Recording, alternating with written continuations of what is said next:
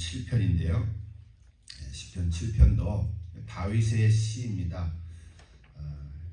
사모가 지금 찬양곡 부르기 전에 제가 한 말씀 먼저 드리면 그 시에 그 표제가 달려 있습니다. 그렇죠?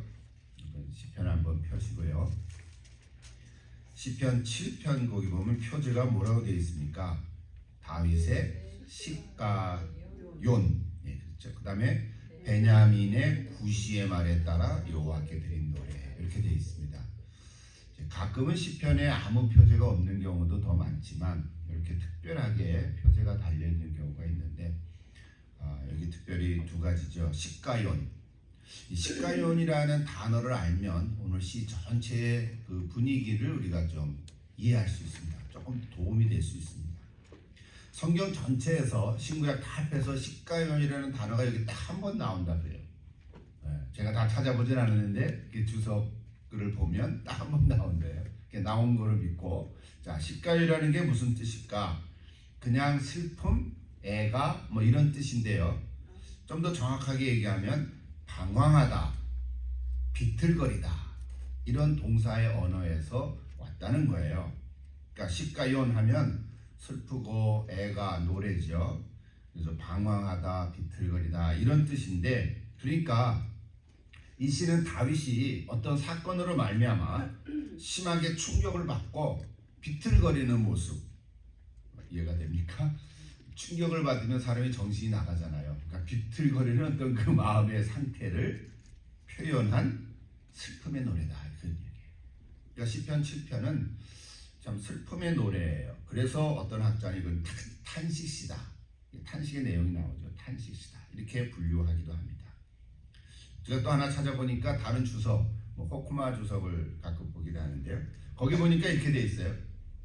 이 시가연의 단어는 일종의 시작법, 그러니까 시를 지을 때 쓰는 하나의 방법 중에 하나다. 근데 딱 한 번밖에 안 나오니까, 그러니까 이 시가연이라고 하는 것은 시를 짓는 어떤 방법인데, 일종의 그 격렬한 흥분되죠. 흥분과 감정, 막 이렇게 감정이 북받쳐 오르는 거잖아요. 그만 슬픈데 그냥 슬프는 게 아니라 막 울부짖는 슬픔이 있죠, 그죠? 막 나라를 빼앗겼다든지, 막 누가 세상을 떠났다든지, 그는 그냥 아이고 어떡하지, 이런 정도가 슬픔이 아닌 거죠.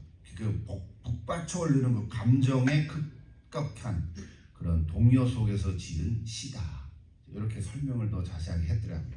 그래서 시가연이라는 단어는 그냥 슬프고 뭐 비틀거리고 방황하고 그런 정도인데, 감정이 막 흥분되고 북받쳐 오르는 그런 속에서 그거를 노래로 이렇게 승화시켰다. 그것도 참 대단하죠. 그냥 화를 내거나 뭐 이렇게 보복하거나 뭐 그렇게 하지 아니하고 시를 지었다고 하는 게 참 다윗의 성숙한 모습을 볼 수 있습니다. 그래서 여기 시편 7편은 전통적으로는 개인의 탄식시에 속하기도 하지만, 또 내용을 읽어보면 저주하는 기도의 내용도 나오거든요. 저주시라고도 하는데, 그건 조금 분위기가 조금밖에 없죠. 어쨌든 그래서 오늘 시편 7편은 1절부터 17절까지인데요. 1, 2절이 개인의 탄식의 내용이 나오고요. 그 다음에 3절에서 5절은 기도하는 거예요. 다윗의 기도. 그리고 6절부터 12절이 이제 오늘 시의 전체 핵심 가운데 토막인데요.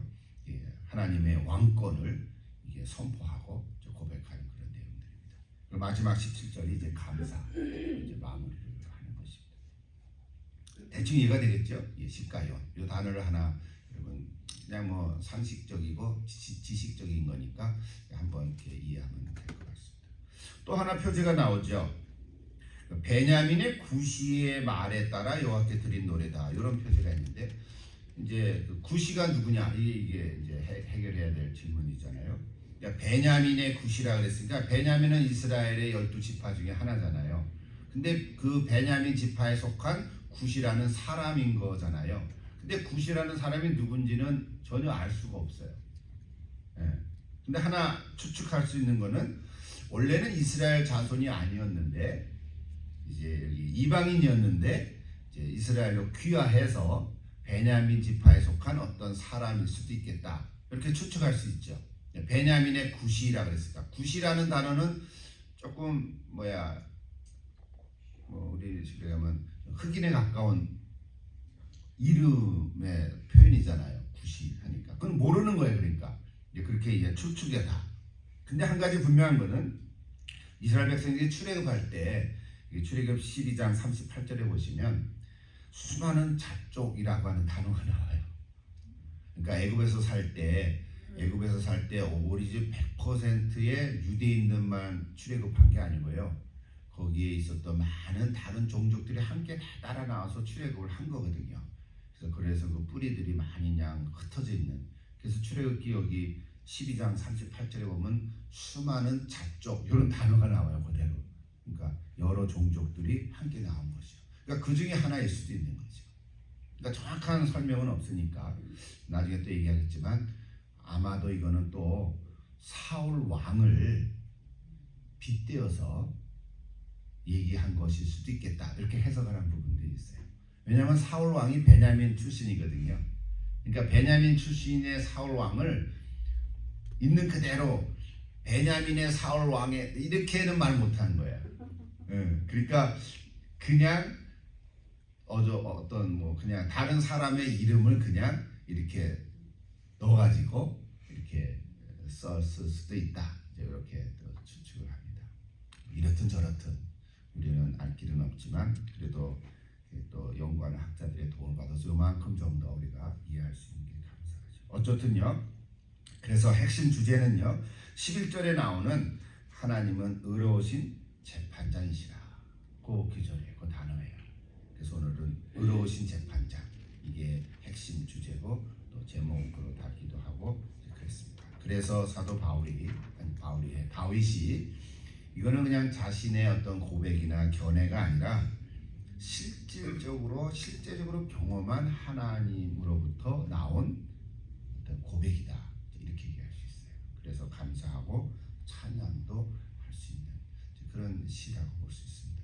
이제 시를 이제 한번 읽어보겠지만 그 전에 찬양곡 한번 먼저 불러보면 좋을 것 같은데요. 한번 찬양곡을 또 들어보십시다.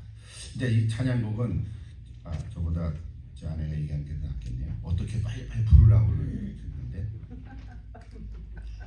제가 또 구글에서 찾아본 시가연이라는 말 중에 미친 듯이 그러니까 맞아요. 그런 뜻. 광시곡 스타일.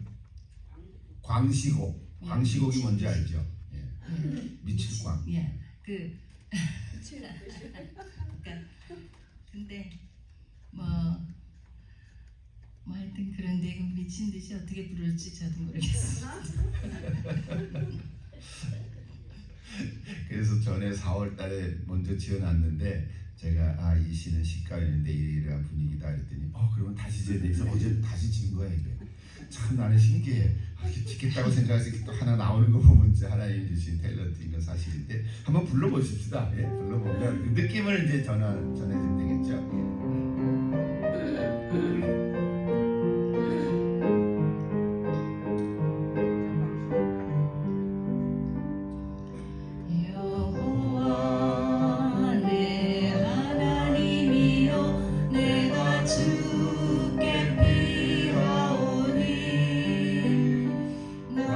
정는 모든 자들에게서 나를 구원하여 내소서.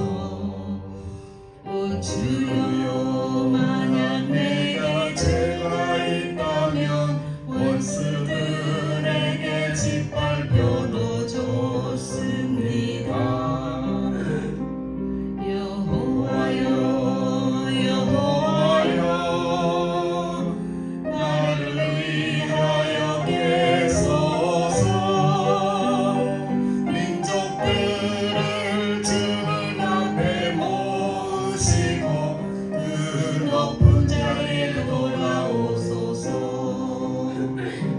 주는 만민을 심판하는 분이시니 나의 의와 성실을 판단하소서. 의로우신 주님은 사랑의 마음과 양심을 감찰하소서. 구원하시나이다. 나의 방패는 하나님이라. 주는 의로운 재판장이라. 마음 정직한 자를 구원하시는 주는 의로운 재판장이라. 사람이 회개하지 아니하면 주가 칼과 불과 살로 심판하시니. 악인들은 자기의 거짓으로 만든 함정에 빠졌도다. 나는 의로우신 여호와를 감사하니요.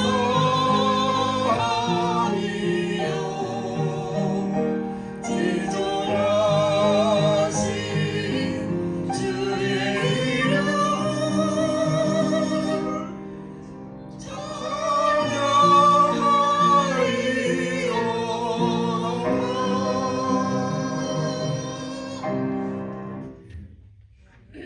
좀 느낌이 있으니까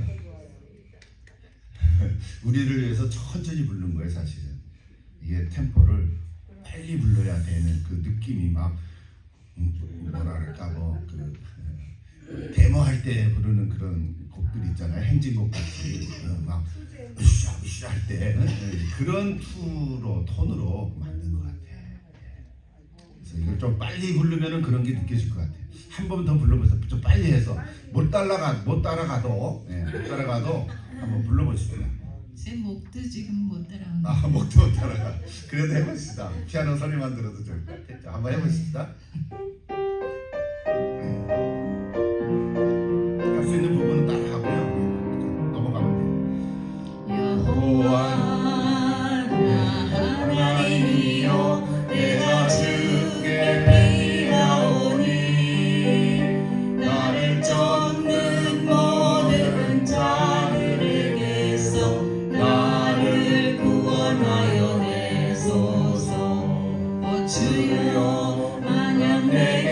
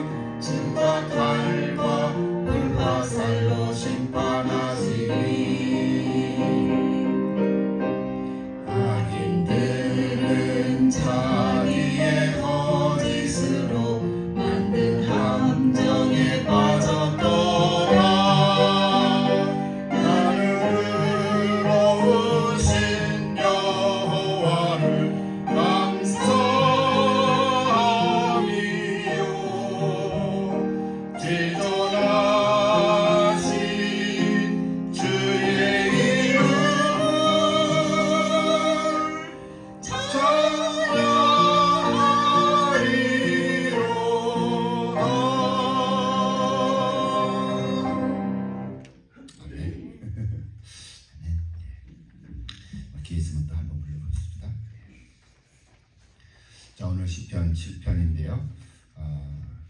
1절부터 17절까지인데 이렇게 같이 말씀 나누면서 같이 한 절씩 읽어봅시다. 먼저 1, 2절 같이 읽어볼까요? 1절과 2절. 1절. 다윗의 탄식의 표현이죠. 자, 1절, 2절 같이 읽읍시다.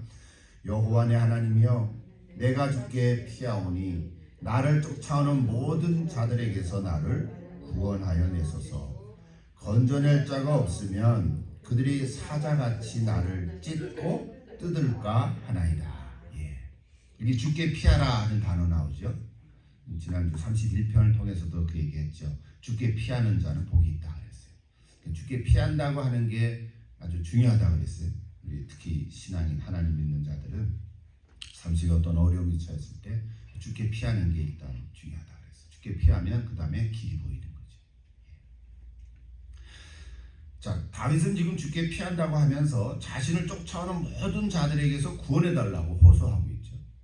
그리고 자신을 건져낼 자가 없으면 죽을 것 같다고 탄식하는 거죠. 자기를 건져낼 자가 없다는 거예요. 하나님밖에 없다는 거예요.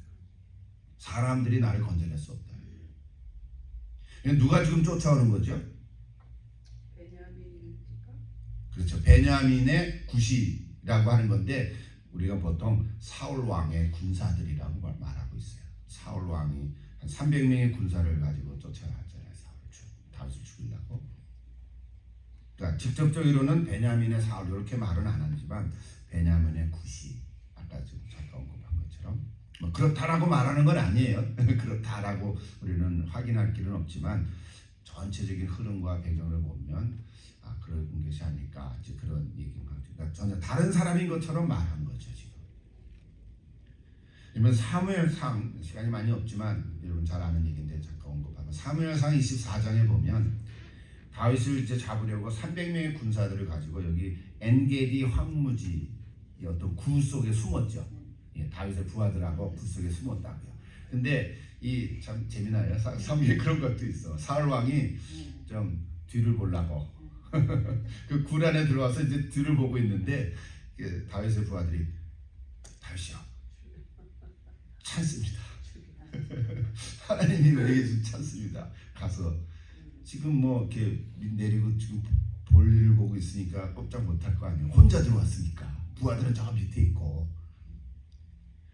그때 다윗이 아니다라고. 그래서 옷자락만 살짝 뺐죠. 그리고 이제 사울이 이제 나갔을 때 사울 왕이야 이제 그렇게 얘기하는 그 사건 다 여러분 기억하시죠?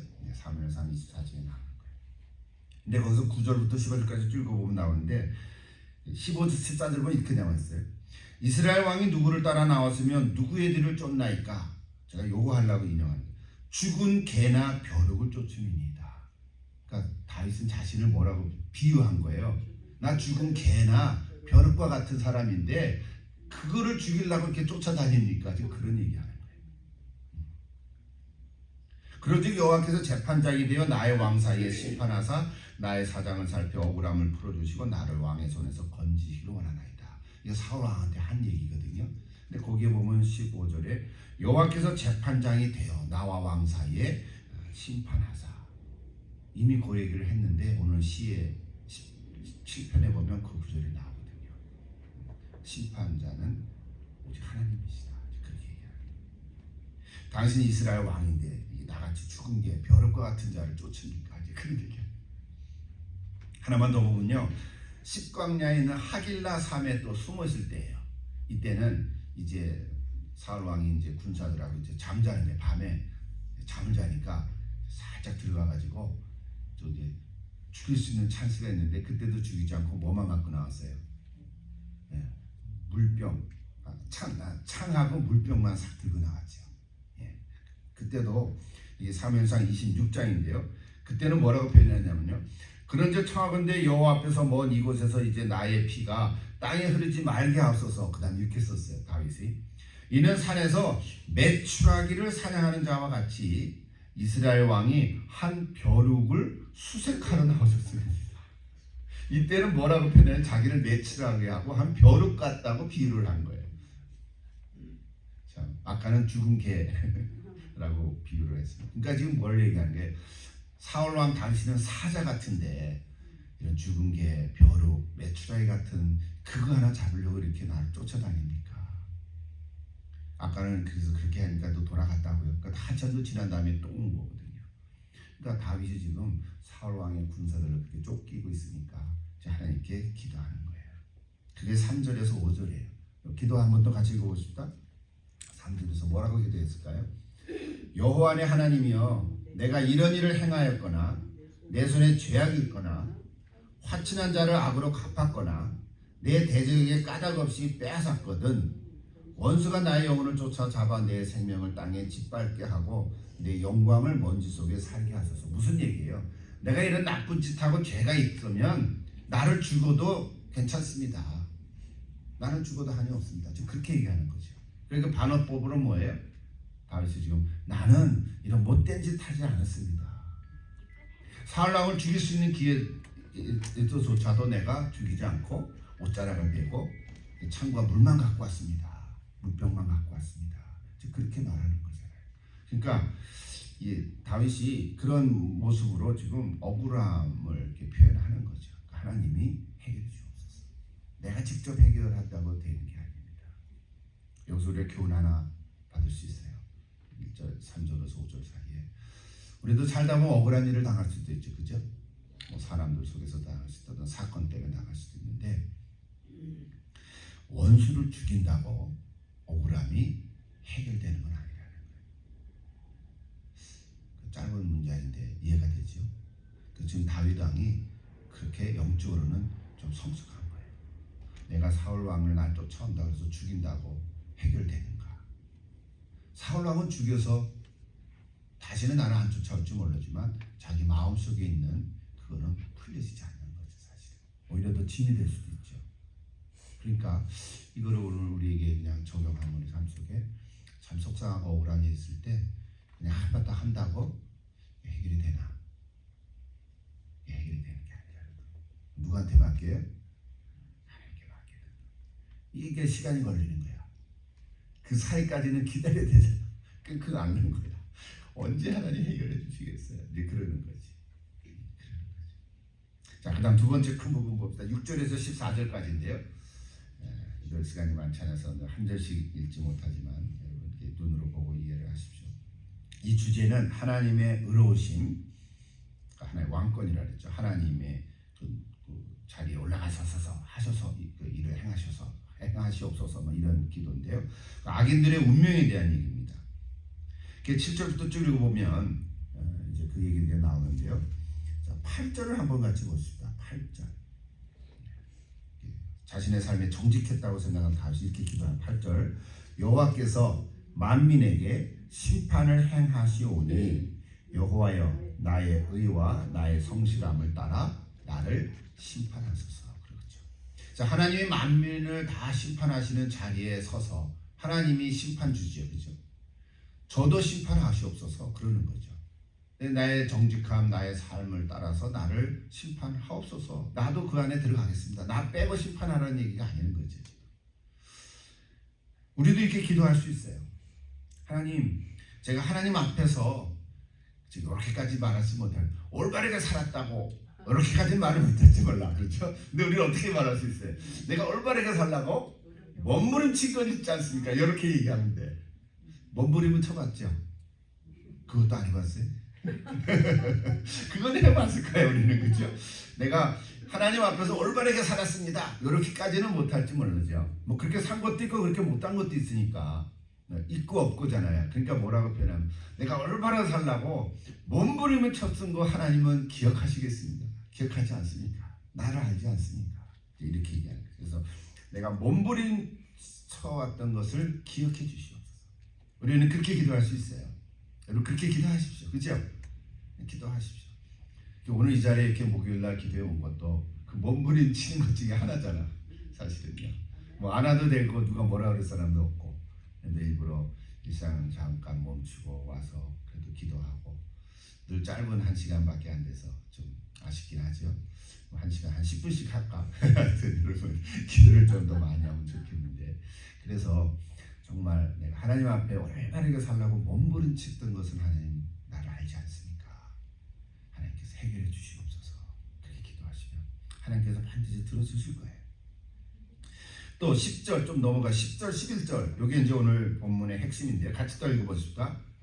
나의 방패는 마음이 정직한 자를 구원하시는 하나님께 있도다.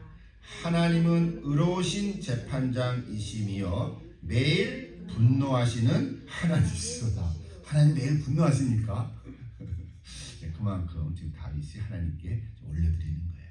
의로우신 재판을 하시는 분은 오직 하나님뿐이십니다.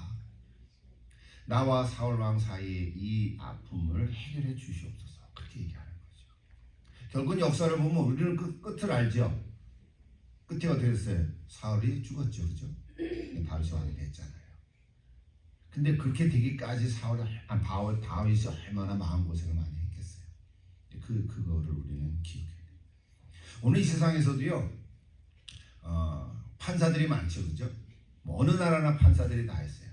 뭐 연방 판사도 있고 지방 판사도 있고 뭐 여러 가지 판사 종류들이 많은데 정말 정직한 판사들이 있기는 많지 않은 것 같아요. 이 얘기 하고 싶은데 지금 시간이 없어서 못해요. 한국에 어떤 사건이 일어났는데 정말 그 군대에서 일어났던 상병 하나가 죽었잖아요. 그것을 가지고 그 복잡해 막 됐다가 지금 어떤 그 대령 해병대 대령 하나가 그걸 이제 가지고 책임했는데 진짜 막 양심 고백처럼 막 했잖아요. 그게 기소가 됐는데 거기서 판사가 기각시켰어. 그래서 그 판사가 와 떴어 이제 쉽게 얘기하면 정직한 의로운 판사 역할을 하나 한 거죠. 그러니까 그런 판사가 있어요. 그러니까 그런 판사들이 많아야 돼. 정의로운 판사들이 많아야 돼. 이게 다 정치적인 판사들은 갈아야 돼. 사실은. 그러니까 판사는 그래도 사법부의 보루로 남아있는 자리잖아요. 정치적인 얘기를 제가 하려고 하는 게 아니라 어떤 곳에 속하든지 이럴 수도 있고 저럴 수도 있는데 정말 의로운 판사들이 얼마나 있을까. 이 땅에서 마지막 보루잖아요. 억울함을 호소할 데가 없잖아요. 근데 호소하면 그거를 이렇게 받아가지고 기소하고 변호사 검사 해가지고 판결을 내려야 되는 판사인데 이 판사가 의롭지 못하면 억울한 사람들이 얼마나 많이 나타나요. 그렇죠? 죄를 안 졌는데도 죄가 있다 그러고 죄를 졌는데도 풀어지고 이게 다 어떤 판사의 역할이 그만큼 중요한 거죠. 그러니까 판사가 참 바로 서야 돼요. 오늘 우리에게 주시는 우리는 판사가 아니잖아요. 여러분들이 판사라면 내가 이 메시지를 딱 할 텐데 여러분 올바르게 판결하실 줄 알때 이런 판사가 아니잖아요. 나도 판사가 아니고. 우리는 이렇게 교훈을 받는 거예요. 우리는 이 땅에 살면서 나 스스로를 지킬 수가 없다는 거예요. 여러분 우리는 고백적이죠. 내가 나를 지금까지 지켜왔다고 생각하십니까? 그런 것도 있는 것 같아요. 내가 나를 지켰지 그럼 누가 지킵니까? 아니. 근데 사실은요. 내가 나를 지킨 게 아닌 것 같아요.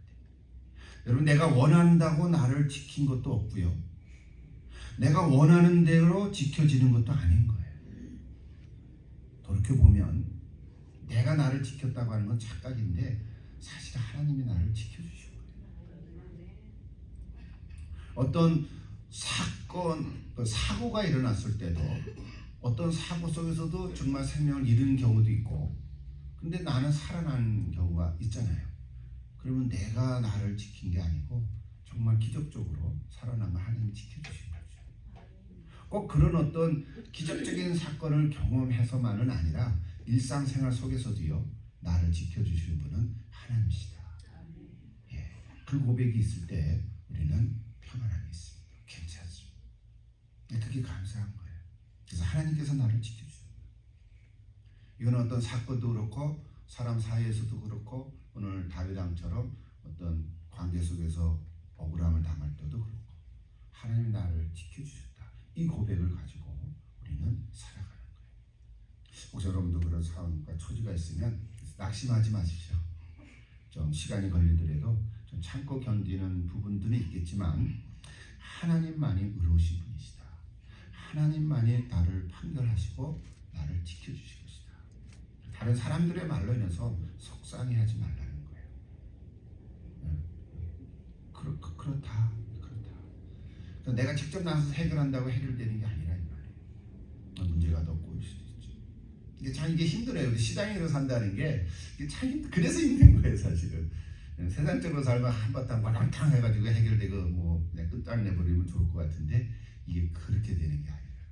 그래서 오늘 다윗을 통해서 우리가 이거 메시지를 받으면 좋을 것 같아요. 마지막 17절 보십시다. 그래서 결론이죠. 뭐라고 그랬어요? 내가 여호와께 그의 의를 따라 감사하며 지존하신 여호와 이름을 찬양하리로다. 결국 이렇게 찬양한다. 할렐루야. 여러분도 찬양하면 되죠, 그죠? 얼마나 감사해요. 그러니까 옆에 사람이 볼 때는 미쳤다고 보는 거야. 돌았다고 생각하는 게 저렇게 힘들고 억울한 일을 당했는데 또 찬양하고 그래? 너 정신이 있어? 그렇게 얘기하는 거죠. 근데 우리는 감사하는 거죠. 하나님 나를 지켜주시고 그래서 끝을 맺는 거예요. 자, 지금의 삶이 고통스러워도 그게 끝이 아니다. 이게 끝이 아니죠. 여러분 고통 속에서 그냥 죽으면 되겠습니까? 아니죠. 이 고통스러워도 그 끝이 아니라는 사실을 알고 있기 때문에 하나님께서 나의 삶을 돌아봐 주시고 다시 세워주시고 그래서 새롭게 해주실 것을 믿는 거죠. 이게 끝이 아니다. 그래서 우리가 삶이 힘들어도 끝이 아니라는 것을 알 때 우리가 용기를 낼 수 있고요. 다시 그렇죠? 다시 삶의 의지를 가질 수 있고 반대로 지금의 삶이 아무리 좋아도 그 좋은 삶도 그대로 끝이 아닌 거예요. 그럼 어떤 마음을 가질 수 있어요? 겸손할 수밖에 없지. 아 이거 다 내가 잘해서 된 거야. 그게 아니라는 거죠. 그러니까 어려움이 있을 때도 그게 끝이 아니고 잘 나가도 이게 또 끝이 아니고 그럼 용기 있는 삶이나 겸허한 삶으로 우리가 살아갈 수 있을 줄 믿습니다. 오늘 저 여러분 다 이런 삶이 되면 좋겠습니다. 여러분 그렇게 되면 좋겠습니다. 주님만 바라보고 나아가는 여러분 되면 좋겠습니다. 잠깐 기도하십시다. 하나님 아버지, 오늘 우리가 이 땅에 또 삶을 살아갑니다. 개인적으로 정말 많은 세월을 살아왔습니다. 힘들고 어려운 순간들이 있지만 저희들이 낙심하지 않게 도와주시고 하나님께 피하면서 하나님이 이 나의 모든 삶을 판결하시고 억울한 것을 심판해 주시는 분인 줄로 믿고 하나님께서 지켜주심을 소망하며